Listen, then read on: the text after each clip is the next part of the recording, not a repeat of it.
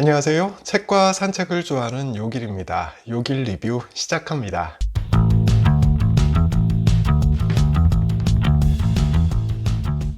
오늘은 소설책을 들고 왔습니다. 날씨가 좋으면 찾아가겠어요 라는 제목인데요. 이도우 작가가 썼습니다.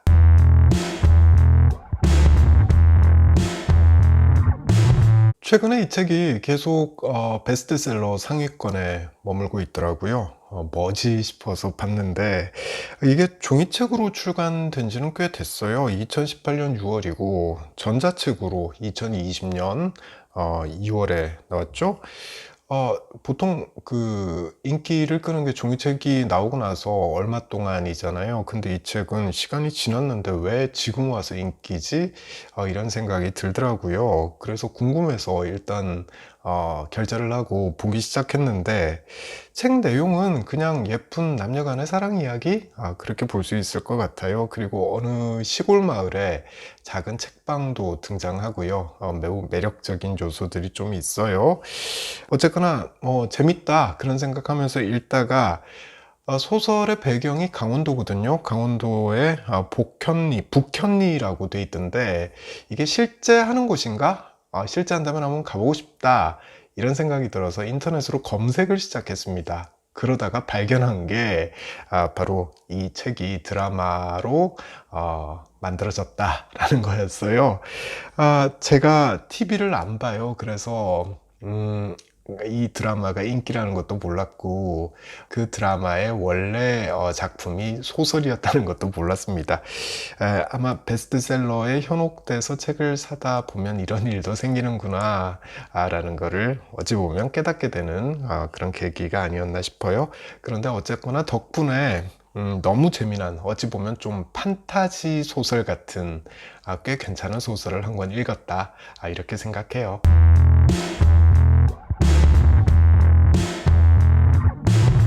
이도우 작가인데요. 데뷔작은 사서한 110호의 우편물 이겁니다. 2004년에 나온 책이죠. 25만 부 넘게 팔린 책입니다. 또 그 이후에 2012년에 잠옷을 입으렴이라는 소설도 썼습니다. 이건 성장 소설이에요. 로맨스 소설도 잘 쓰고 또 일반 소설도 잘 쓰는 분이다 이렇게 보면 될 것 같아요.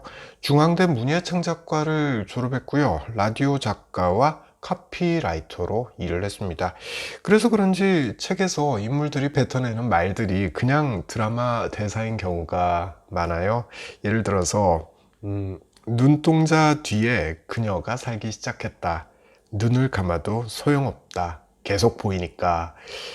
네, 워낙 로맨스 소설에 딱 맞는 문장 아닌가요? 묘사도 적절하고요. 술술 읽히는 그러나 가볍지만은 않은 그런 글을 쓰는 작가인 것 같아요. SNS를 보니까 이도표 소설 이런 말이 나오더라고요. 자기 영역을 잘 개척하고 있는 작가다라고 보면 될 것 같습니다.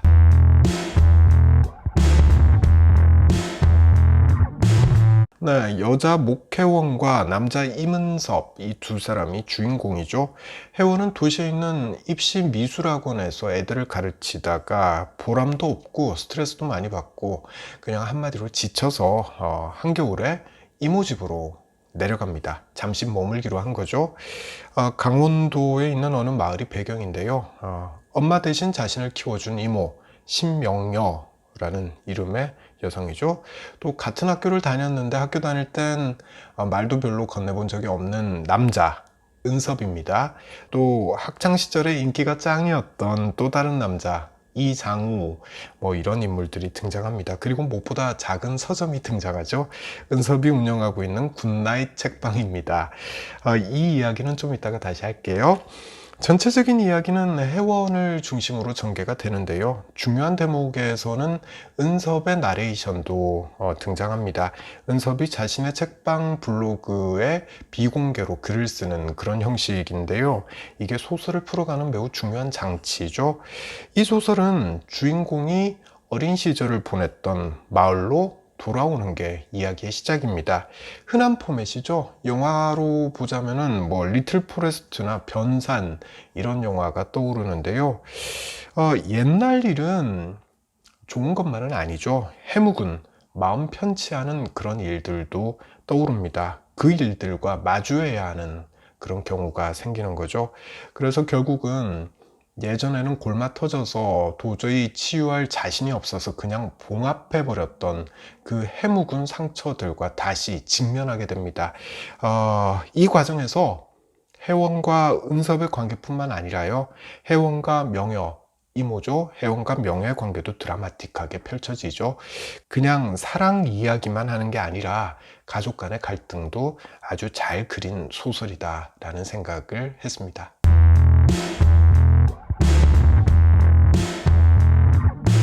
저는 책방이 눈에 참 띄었어요. 은섭이 운영하는 그 굿나잇이라는 이름이 붙은 책방인데요. 낡은 기와집을 책방으로 리모델링 했죠. 묘사를 보면 들판에 서 있는 가게라고 돼 있습니다. 일부러 발걸음을 해야지 찾아갈 수 있는 곳이다 라는 거죠. 당연히 손님은 별로 없을 거고요. 그래서 손님을 모으기 위한 전략을 여러 가지로 세웁니다. 그 중에 하나가 바로 키핑 책장입니다. 와인이나 위스키 같은 거 먹다 보면 남으니까 이걸 키핑을 해두잖아요. 책도 그렇게 한다는 거죠. 시간 날 때 와서 읽고 키핑을 해둬라. 집에선 책 읽을 분기가 안 되는 손님들을 위해서 이렇게 키핑 책장을 마련을 해뒀다는 거죠. 또 책방 안에는 작은 냉장고가 있습니다. 그 안에는 종류별로 맥주 캔들이 쫙 준비가 되어 있고요. 또 목재 찬장에는 커피콩 그라인더도 있습니다. 판매용은 아니고요. 책방 모임을 할 때 회원들에게 대접하기 위해서 준비해 둔 거라고 합니다. 손님은 뭐 하루 종일 한 명도 안 올 때가 많은 것 같고요. 지나가던 동네 사람만 들어와서 쉬었다 갑니다. 그냥 마을 사랑방 같다 이런 느낌이 많아요. 돈벌이는 SNS로 광고를 하고요. 그 광고 보고 책을 사겠다고 주문을 하면 그걸 택배로 보내주는, 이게 주 수입원인 것 같아요. 자, 그런데 이런 방식으로 도대체 책을 몇 권이나 팔 수 있을까? 이런 생각이 들어요. 그런데 이 책방에서는요, 경제적인 곤궁함 이런 거는 찾아보기가 쉽지가 않습니다. 어찌 보면 판타지 소설에서나 등장할 법한 그런 공간처럼 느껴져요. 왜 판타지라는 단어를 쓰냐면 현실하고 너무 달라요. 이 서점에선 월세가 나가질 않습니다. 왜냐면 시골 들판에 있던 폐가를 거기 원래 살던 노후 부부의 양해를 구해서 리모델링해서 서점으로 쓰고 있기 때문입니다. 월세가 안 나간다는 거, 이거 자체가 일단 서점하는 분들의 꿈이죠, 꿈. 네, 그래서 판타지 같은 그런 이야기들이 쭉 펼쳐지는데, 몇 가지 예를 들어 볼게요. 이 서점 안에 들어가 보면 시골 기와집의 골격이 그대로 남아 있습니다. 여기선 또 크리스마스 트리가 반짝반짝 빛나죠. 동네 주민들이 지나가다가 들려서 이야기를 나누고요. 또 어느 아주머니는 딸기 바구니를 놓고 가기도 합니다. 매주 정해진 어느 요일엔 사람들이 모여드는데요. 거기선 독서 토론회인지 혹은 사랑방 모임인지 모를 그런 모임이 매주마다 이어집니다. 게다가 여긴 주인공 남녀가 썸을 타다가 결국엔 사랑에 빠지는 그런 공간으로 나오죠. 뭐 이런 환상적인 곳이 있나 싶지 않나요? 아주 판타스틱하다 싶은 거죠. 작가 후기를 보면은요, 이도우 작가도 자신만의 서점을 하나 갖고 싶어 했던 사람으로 나와요. 자신의 로망이 이렇게 책 속에 반영된 거다라고 봐도 될 것 같고요. 물론 독립서점의 고단함에 대해서도 잘 알고 있다고 작가는 말해요. 그래서 이 소설에서 독립서점이 낭만적으로만 보이지는 않도록 하기 위해서 노력했다라고 말을 하거든요. 하지만 작가의 의도와는 상관없이 이 책을 통해서, 그리고 드라마를 통해서 독립서점에 대한 낭만은 다시 한번 불타오르지 않을까, 그런 생각도 해봤습니다.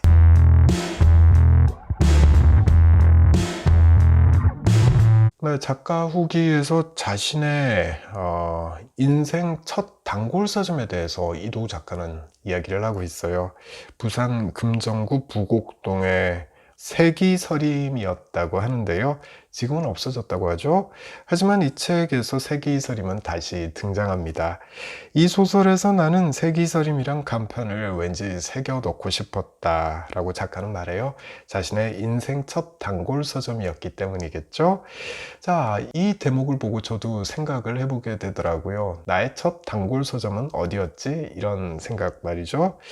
아마 대구 살 때 제일서적이 아니었나 싶습니다. 대구 번화가 동성로에 있던 대구에선 제일 큰 서점이었는데요. 지금은 없어요.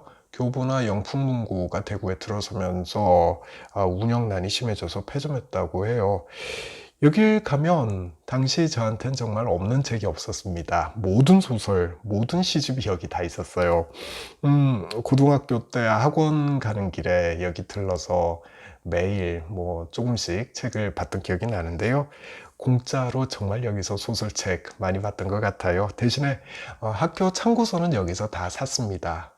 그러면서 마음속으로 참고서 사는 대신에 책은 좀 공짜로 보자, 소설책은 공짜로 보자, 이런 생각을 했던 것 같아요. 어쨌거나 제가 아직도 책을 좋아하는 거, 이거는 제일서적의 덕분이기도 하다라는 생각을 하게 되고요.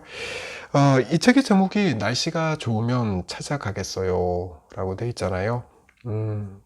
인간관계에서 언제 밥 한번 먹자, 또는 날씨 좋아지면 한번 보자 라는 말 자주 하는데, 이건 그냥 하는 말이죠.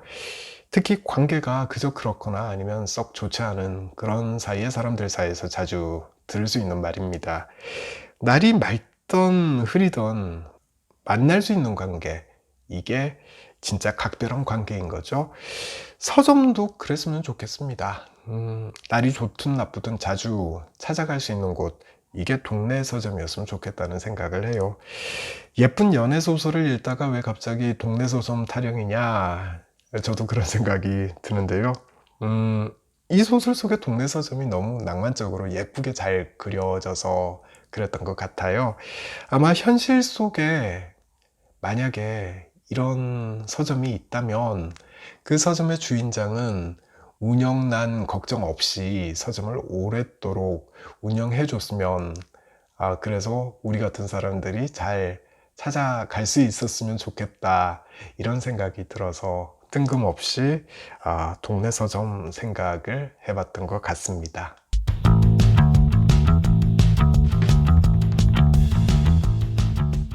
네, 저는 다른 책 들고 다음에 또 찾아올게요.